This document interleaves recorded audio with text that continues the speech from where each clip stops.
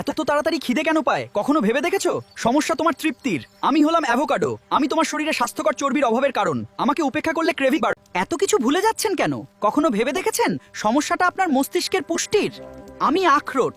আপনার স্মৃতিশক্তি দুর্বল হওয়ার কারণ আমি। বারবার ইনফেকশন কেন হচ্ছে কখনো ভেবে দেখেছেন? সমস্যা আপনার দুর্বল ইমিউনিটি। আমি হলুদ। আপনার শরীরে ইমিউনিটি কমে যাওয়ার কারণ আমিই জানি। আমাকে অবহেলা করলে রোগ বাড়বে, কিন্তু নিয়মিত খেলে আমি আপনাকে সকালে উঠলেই এনার্জি কেন কমে যায় ভেবে দেখেছেন? সমস্যা আপনার ব্রেকফাস্ট। আমি ওটস। আমাকে এড়িয়ে চললে ক্লান্তি আসবে, কিন্তু আমাকে খেলে সারা দিন আপনি থাকবেন দারুণ এনার্জেটিক। সারাদিন শরীর কেন এমন ক্লান্ত আর শুকনো লাগে কখনো ভেবে দেখেছো? সমস্যাটা আসলে হাইড্রেশনের। আমি চিয়া সিডস। শরীরের আপনারা যদি আমার এই ভিডিওটি পছন্দ করে থাকেন তবে দয়া করে আমার চ্যানেলটি সাবস্ক্রাইব করুন। আপনাদের সমর্থন আমার জন্য অনেক মূল্যবান। নতুন ভিডিওর আপডেটের জন্য আমাদের সাথেই থাকুন।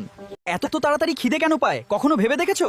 সমস্যা তোমার তৃপ্তির। আমি হলাম অ্যাভোকাডো। আমি তোমার শরীরে স্বাস্থ্যকর চর্বির অভাবের কারণ। আমাকে উপেক্ষা করলে ক্রেভিং বাড়ে। এত কিছু ভুলে যাচ্ছেন কেন? কখনো ভেবে দেখেছেন সমস্যাটা আপনার মস্তিষ্কের পুষ্টির? আমি আখরোট।